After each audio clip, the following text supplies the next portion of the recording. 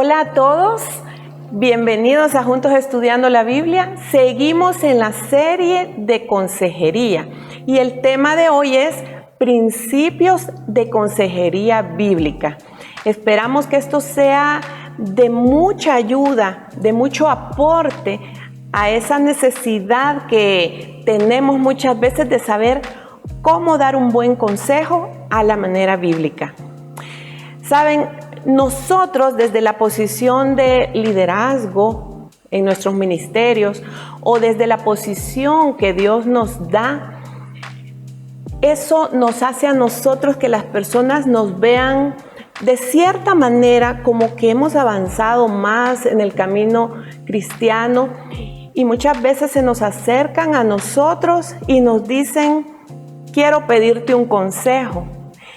Y muchas veces esto a nosotros nos mueve un poco el piso porque de repente decimos, pero yo no soy psicóloga, yo no he estudiado esto, pero si de alguna manera se nos han acercado a nosotros es porque ven algo.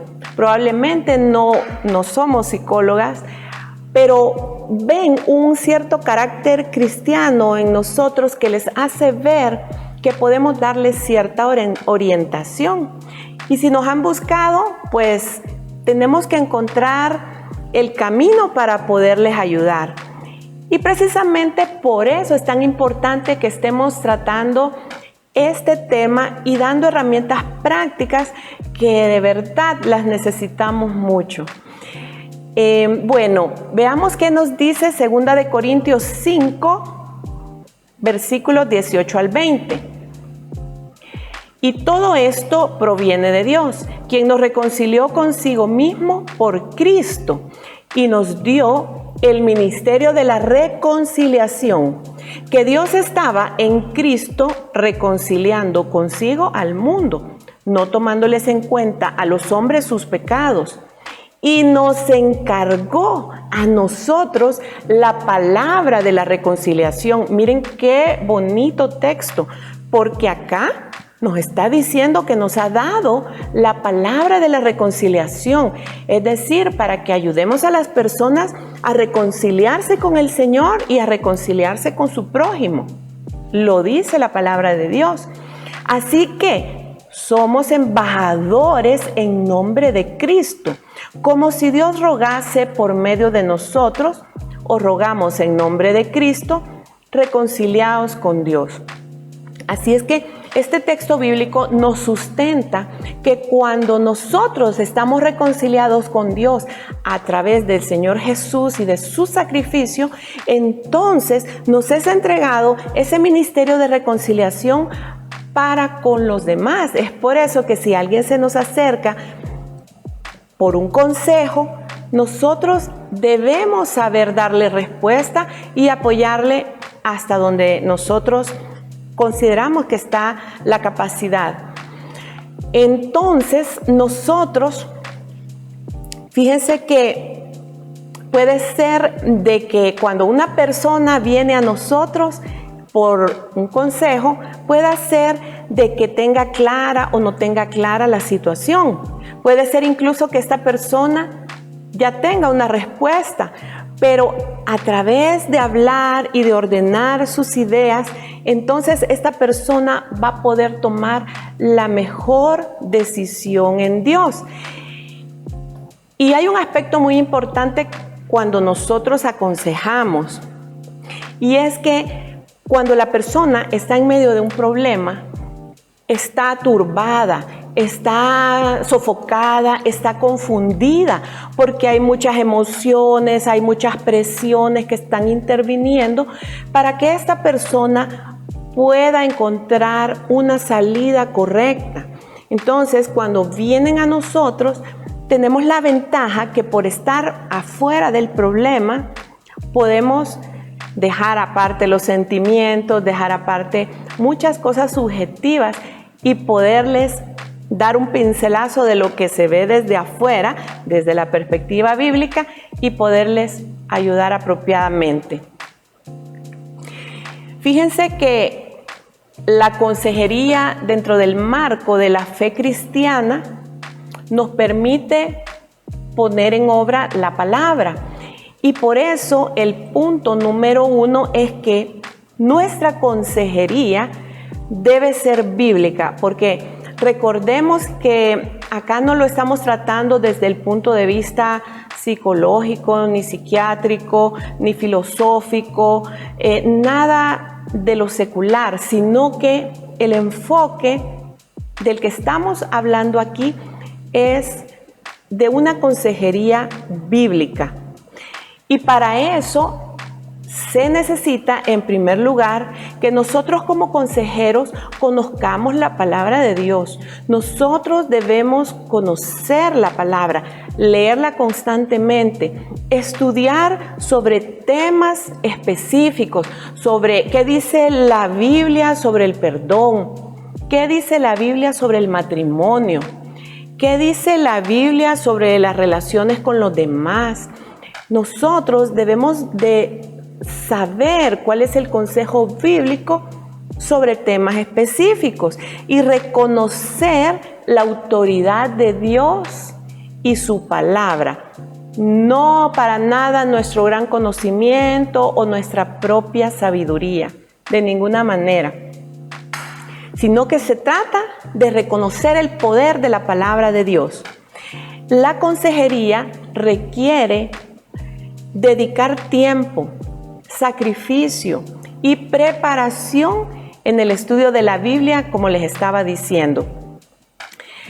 Puede ser que cuando alguien a quien estemos aconsejando no le guste mucho la respuesta que va a recibir de nosotros en base a la palabra de Dios, porque tal vez no es lo que esperaba oír. Muchas personas vienen a consejería y quieren que se les diga: sí, usted tiene toda la razón, pobrecita o pobrecito, pero no. Se trata de hablar de la verdad de Dios y puede hacer que no les parezca bien lo que decimos. Pero si esa persona cree en Dios y en su palabra, al final va a tener una orientación clara de lo que debe hacer. En realidad, el uso de la palabra de Dios se ha demostrado que es el método más eficaz para conseguir resultados. ¿Por qué? Porque estamos hablando de cómo vivir nosotros como seres humanos si en un área determinada tenemos un problema, una dificultad. ¿A dónde están todas las respuestas? Están en el manual de quien nos diseñó. Nuestro Dios nos ha creado y por lo tanto Él ha especificado en la Biblia todos los principios, todos los fundamentos para que nosotros podamos funcionar tal y como Él lo ha diseñado. Por eso es que la palabra de Dios es el método más eficaz para conseguir resultados. No te prives de usar esta herramienta poderosa, porque no hay otra mejor.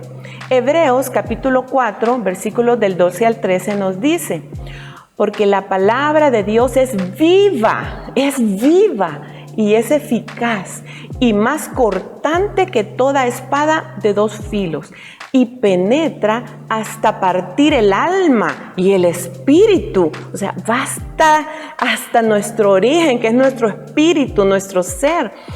Penetra hasta las coyunturas y los tuétanos y discierne los pensamientos y las intenciones del corazón. Y no hay cosa creada que no sea manifiesta en su presencia. Antes bien, todas las cosas están desnudas y abiertas a los ojos de aquel a quien tenemos que dar cuentas. El texto es claro en cuanto al poder vivo y eficaz de la palabra de Dios sobre todo ser creado. También la palabra inspirada de Dios hace algo que nosotros como consejeros no debemos hacer, y es juzgar los motivos y las intenciones del corazón. Veamos qué nos dice 1 Corintios 4:5. Así que no juzguéis nada antes de tiempo, hasta que venga el Señor, el cual aclarará también lo oculto de las tinieblas y manifestará las intenciones de los corazones, y entonces cada uno recibirá su alabanza de Dios. Es decir, cuando una persona nos está exponiendo su situación, su necesidad de consejo, nosotros no tenemos el más mínimo derecho a juzgar a la persona. La palabra es clara en que solamente Dios conoce las intenciones de los corazones y que solo Él es el que va a juzgar. Entonces nuestros juicios deben de quedar fuera. También la palabra penetra hasta lo más profundo del ser y ahí alumbra, aclara, investiga, discierne y saca a luz lo oculto de los corazones. Y para esto tenemos un texto bíblico hermoso. Salmo 119, versículos del 98 al 105. Oigan qué hermoso esto. Me has hecho más sabio que mis enemigos con tus mandamientos, porque siempre están conmigo. Más que todos mis enseñadores he entendido, porque tus testimonios son mi meditación. Más que los viejos he entendido, porque he guardado tus mandamientos. De todo mal camino contuve mis pies para guardar tu palabra. No me aparté de tus juicios, porque tú me enseñaste. Cuán dulces son a mi paladar tus palabras, más que la miel a mi boca. De tus mandamientos he adquirido inteligencia. Por tanto, he aborrecido todo camino de mentira. Y concluye con esto que todos sabemos. Lámpara es a mis pies tu palabra y lumbrera en mi camino. Realmente aquí vemos las ventajas y los privilegios gloriosos e incomparables de que nosotros guardemos su palabra, que nos deleitemos en ella. Son unos beneficios incalculables, más que los que podríamos obtener de cualquier otra carrera, una profesión o cualquier experiencia de toda la vida. La palabra de Dios es nuestra luz. Entonces, la consejería bíblica debe guiar para conocer cuál es la voluntad de Dios para la persona que aconsejamos, la voluntad de Dios. Porque nosotros los seres humanos tenemos un bagaje de cosas, un contexto de familia, de cómo nos educaron, de lo que vemos en el mundo, y tenemos un sistema de valores, de creencias que nos hacen pensar de determinada manera. Y decimos frases como, yo creo, yo siento, yo pienso que. Y todo eso no es válido a la hora de dar un consejo y a la hora de tomar una decisión.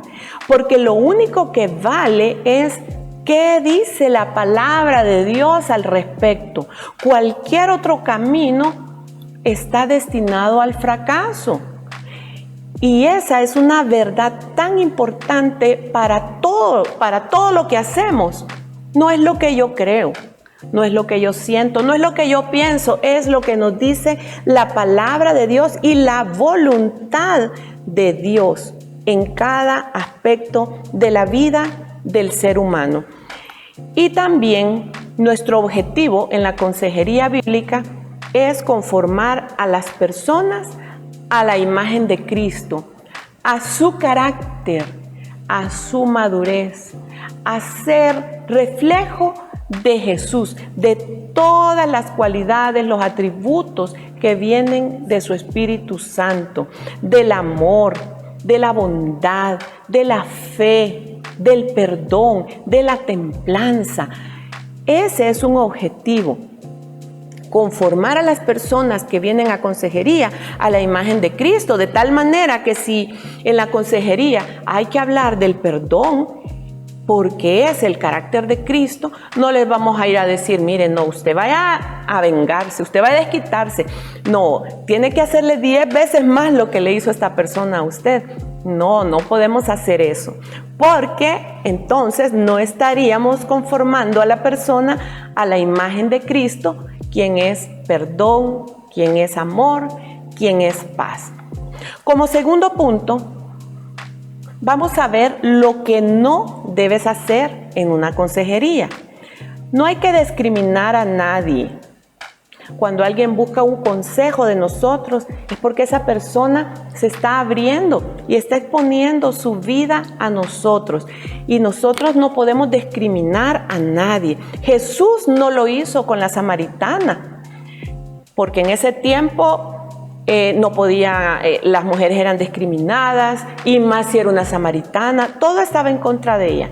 Sin embargo, Jesús no la discriminó y se detuvo para tener un diálogo importante con ella sobre beber del agua de la vida. Y de igual manera nosotros, no discriminemos a nadie. Segundo consejo, no debes comentar con nadie las intimidades de algún aconsejado. No podemos andarlas divulgando ni comentándolas. Evita aconsejar sobre áreas de tu vida que aún no has dominado. Esto es bien importante porque la consejería no se trata solo de un conocimiento, sino que muchas veces es importante la autoridad en el tema. Y si, por ejemplo, alguien ha atravesado una situación en la que restauró su matrimonio y vivió cuestiones de adulterio, cuestiones de violencia, cuestiones de diferentes tipos, y con Dios salió adelante, restauró su hogar y hoy está en victoria, esa persona tiene una gran autoridad para hablar en el tema.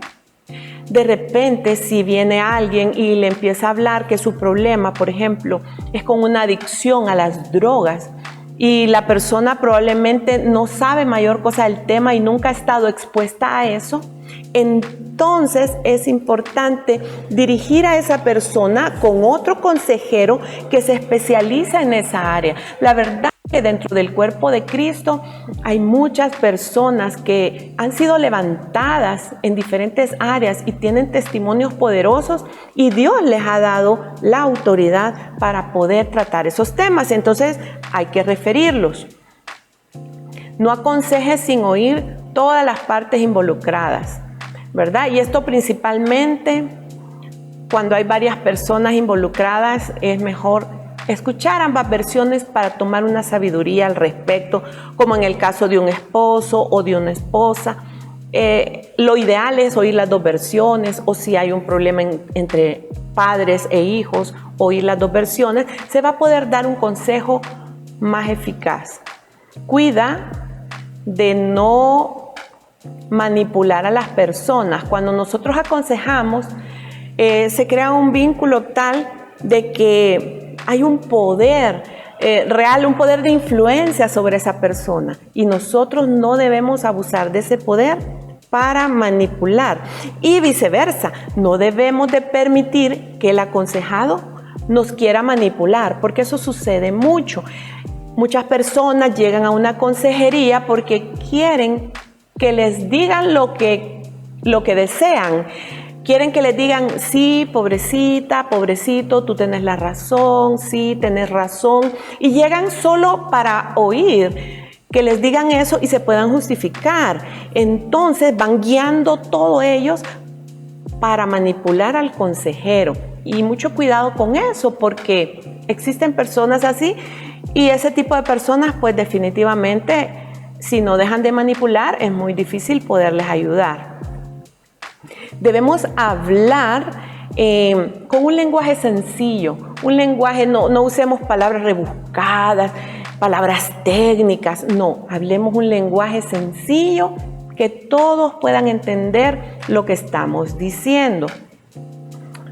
Otro punto importante es evitar continuar una consejería si descubrimos que hay una atracción hacia la persona que se está aconsejando, o viceversa. Si la persona que está en consejería se siente atraída por el consejero o la consejera, hay que parar. Y en esto también, para evitar mucho ese tipo de situaciones, Es recomendable que los hombres aconsejen a los hombres y las mujeres a las mujeres. Y si es un matrimonio, pues idealmente también que pudiera ser un matrimonio el que aconseje al matrimonio. También no reunirse en lugares cerrados, una oficina cerrada, no, una oficina siempre a la vista de cualquiera, a puertas abiertas, y evitar citarse en restaurantes o lugares de ese tipo que puedan ir dando lugar a algo que más pareciera amistad y va por otro rumbo y no una consejería. Es mejor buscar un espacio neutro en la iglesia, algún salón en la iglesia, la nave de la iglesia, un lugar que sea abierto y público para evitar cualquier malentendido o cualquier tentación del enemigo.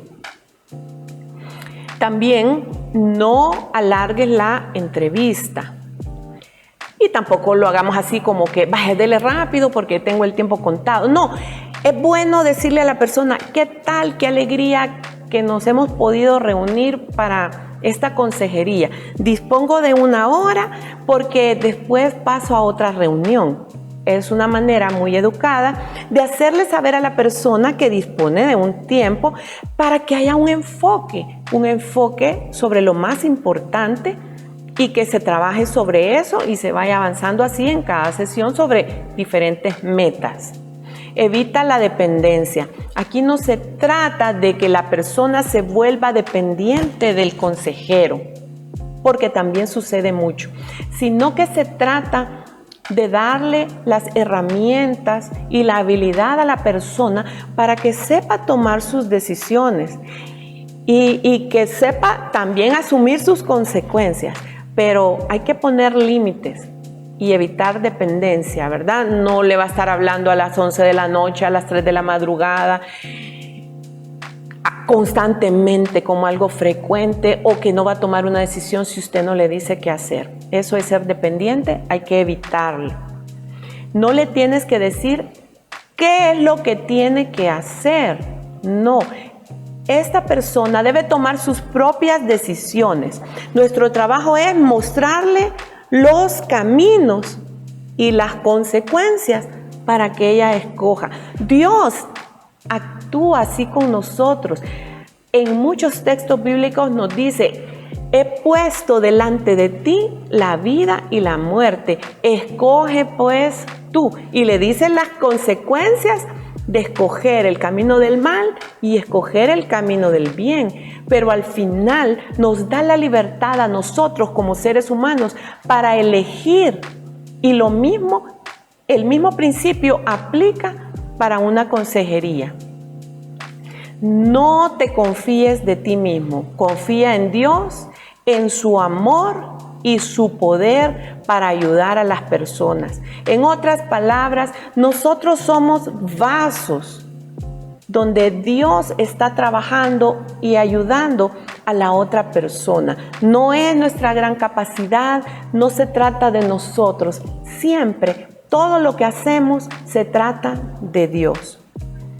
Como tercer punto, ¿cuáles son las ventajas de la consejería bíblica? Fíjense que en el Nuevo Testamento se usa la palabra paracleto para referirse al Espíritu Santo, y esto se traduce como consolador y también como consejero. Por lo tanto, el Espíritu Santo conoce el pasado y conoce el futuro, conoce todo de nosotros. ¿Por qué? Porque el Espíritu Santo es Dios mismo. Entonces, la obra santificadora del Espíritu Santo en la vida de las personas es algo que no puede comprender ni puede imitar el mundo secular, el mundo científico, los ateos. Nadie puede comprender este aspecto ni imitarlo tan siquiera.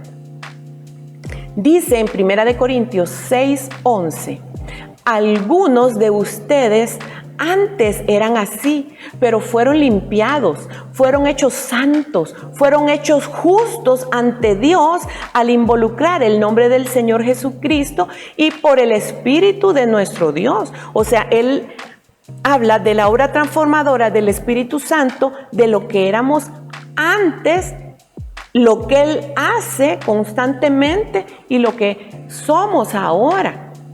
Es una obra purificadora del Espíritu Santo. Entonces sabemos que todos hemos pecado y que estamos apartados de la gracia de Dios. Y por eso es que cuando creemos en Jesucristo y le entregamos nuestra vida, toda esa herencia de pecado sin Dios queda rota. ¿Y qué recibimos? Recibimos al Espíritu Santo que nos va transformando de todo lo perdido y todo lo equivocado y confundidos que venimos del mundo. Y por eso es tan importante, fíjense, la consejería bíblica, porque vemos las cosas desde el aspecto espiritual. Fíjense que la sanidad interior, el 80% de esa sanidad tiene que ver con el perdón. Para poner un ejemplo de la parte espiritual. Porque cuando no hay falta de perdón, vamos con una carga que no nos corresponde, una carga tan pesada que no nos permite ser libres, no nos permite avanzar, no nos permite tener la vida plena que Dios nos ha dado. Y vamos cargando en desobediencia la falta de pecado. Y eso muchas veces nos trae consecuencias graves, emocionales e incluso físicas, porque trae amargura a nuestra vida. Y a veces andamos con muchos problemas y andamos pidiendo consejería y todo se resuelve con perdón. Entonces son aspectos importantes que debemos de saber. Y desde el punto de vista bíblico también hay una renovación mental que vemos en Romanos 12:2. Dice, no imiten las conductas ni las costumbres de este mundo. Más bien, dejen que Dios los transforme en personas nuevas al cambiarle su manera de pensar. Entonces aprenderán a conocer la voluntad de Dios para ustedes, la cual es buena, es agradable y es perfecta. Imagínense qué hermoso. A través de nuestra transformación mental por parte de Dios, del Espíritu Santo, vamos a nosotros a tener una vida buena, agradable y perfecta. Entonces nosotros no podemos desestimar todos los aspectos espirituales involucrados en la solución de algún problema en una consejería. No podemos, porque en esencia nosotros venimos a ser un espíritu que tiene emociones, tiene alma, y está en un cuerpo. Y si lo entendemos así, que el espíritu es la prioridad en la vida de todo ser humano, y si trabajamos desde el espíritu, todo el resto de las áreas se va a ir transformando. El área emocional, todo lo que tiene que ver con el alma y por supuesto la parte física. Como cuarto punto, debemos diagnosticar problemas físicos. Un buen consejero es prudente y trabaja en cooperación con la ciencia médica. La medicina es un don de Dios, como lo es las demás ciencias. Y por lo tanto, nosotros, si ya hemos visto que la persona no tiene su problema no es espiritual, porque es una persona madura y crecida en el Señor, que ha entregado su vida a Dios y vive en el Espíritu. Si vemos que esa persona está en paz con los hombres, no hay área de falta de perdón en su vida, es una persona llena de gozo, de paz, pero de repente tiene algunos problemas que se manifiestan en el área física, pues probablemente sea tan sencillo como mandarla a hacer un chequeo médico y decirle, ¿por qué no te haces unos exámenes médicos? Y de repente puede resultar que tenga carencia de alguna vitamina, probablemente necesite dormir más porque se está desvelando mucho, o necesite hacer ejercicio para que su circulación sea más óptima.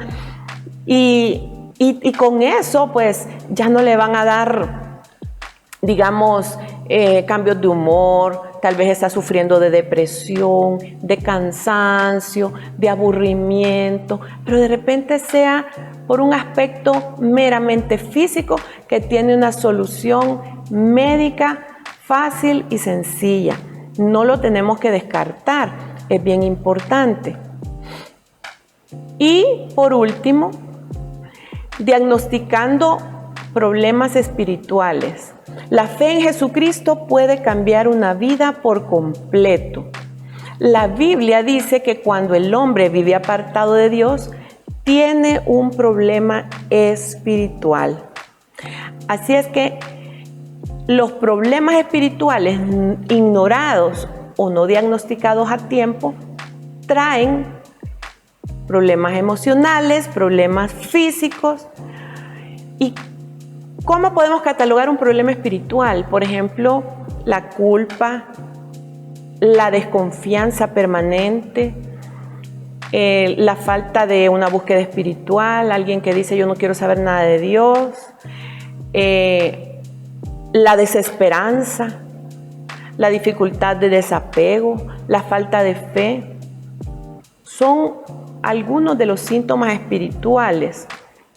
Entre ellos, el más fuerte es la culpa. Cuando las personas viven en culpa, les puede traer toda clase de problemas psicosomáticos. Pero al final, la clave es que el Señor Jesucristo venga y more en nosotros. El sacrificio de la cruz debe estar permanente como un punto de partida en todas las personas a las cuales estamos aconsejando. No lo olvidemos. Y por último, conducir a una persona a la voluntad de Dios para su vida significa en muchos casos descubrir y desprogramar los falsos principios que han guiado su vida y le han hecho daño. Voy a leer una lista. Mi éxito personal es lo más importante del mundo.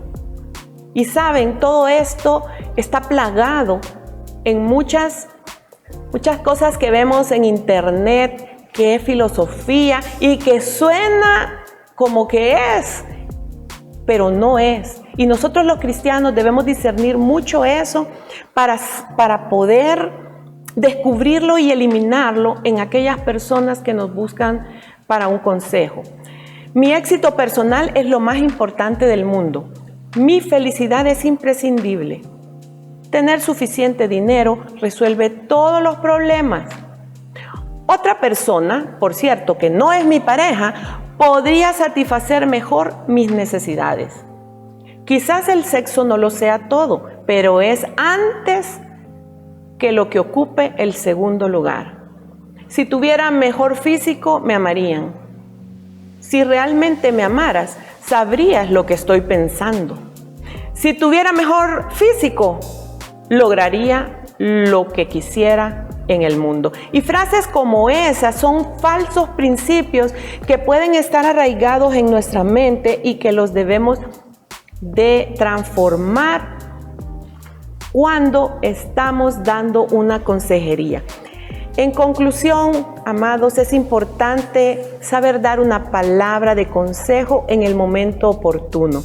Callar cuando hay que callar, hablar cuando hay que hablar y ministrar cuando hay que ministrar.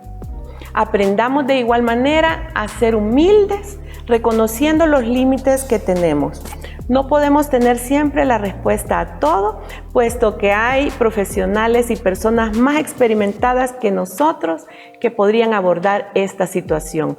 Pero siguiendo estos consejos que hemos presentado el día de hoy, podemos ser de ayuda a aquellas personas que nos digan, necesito tu consejo. Hasta la próxima. Les esperamos en la siguiente clase y continuaremos con esta serie de consejería.